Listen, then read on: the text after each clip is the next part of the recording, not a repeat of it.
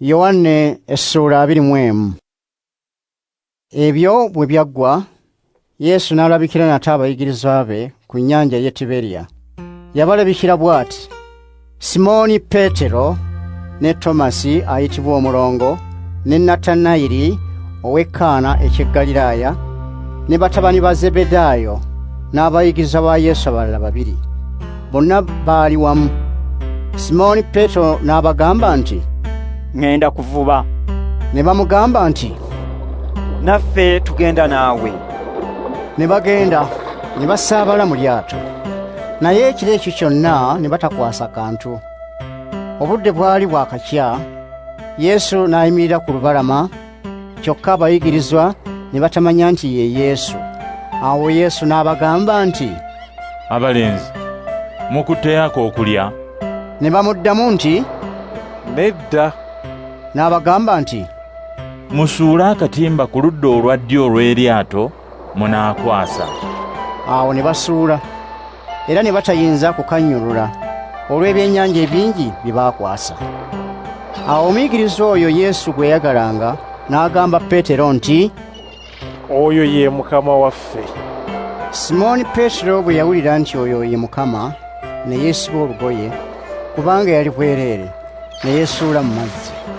Abayigirizwa abalala ne bajjira mu lyato nga basika akatimba akaalimu ebyennyanja. Tebaali wala n'olukalu, naye nga balwesudde mita nga 100. Awo bwe baavaamu ne batuuka ku lukalu, ne balaba omuliro ogw'amanda nga guteekeddwako ebyennyanja n'omugaati. Awo Yesu n'abagamba nti, Muleete ku byennyanja bye mukwasizza kaakano. Simooni Peetero n'agenda, n'asaabala, n'awalula akatimba n'akatuusa ku lukalu nga kajjudde ebyennyanja ebinene 153.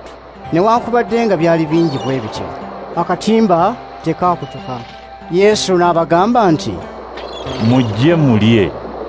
Naye ku bayigirizwa tewali yategana kumubuuza nti gwani, kubanga baamanya nti ye Mukama. Yesu n'ajja n'atoola omugaati n'abawa n'ebyennyanja bw'atyo.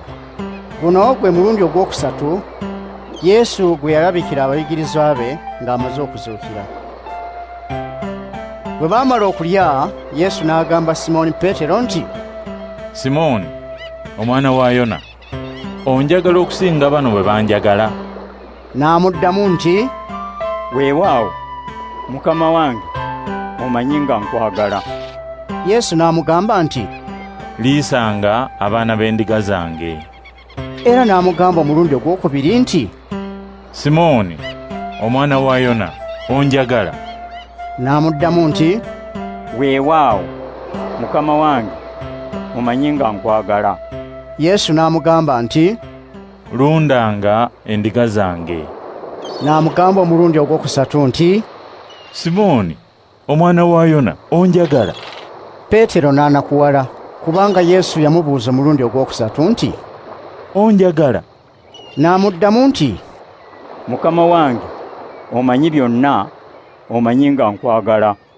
Yesu n'amugamba nti, Liisanga endiga zange. Mazima ddala nkugamba nti, bwe wali omuvubuka, weesibanga n'ogenda gy'oyagala. Naye bw'olikaddiwa, oligolola emikono gyo, omulala n'akusiba, n'akutwala gy'otoyagala. Ekyo Yesu yakyogera ng'alaga enfa Peetero gy'alifaamu, okugulumiza Katonda. Bwe yamala okwogera ekyo, n'agamba Peetero nti, Ngoberera. Peetero bwe yakyuka n'atunula emabega, n'alaba omuyigiriza oyo omulala ng'agoberera. Omuyigiriza oyo ye oli Yesu gwe yayagalanga, era yagalamira kumpi n'ekifuba kya Yesu nga balya.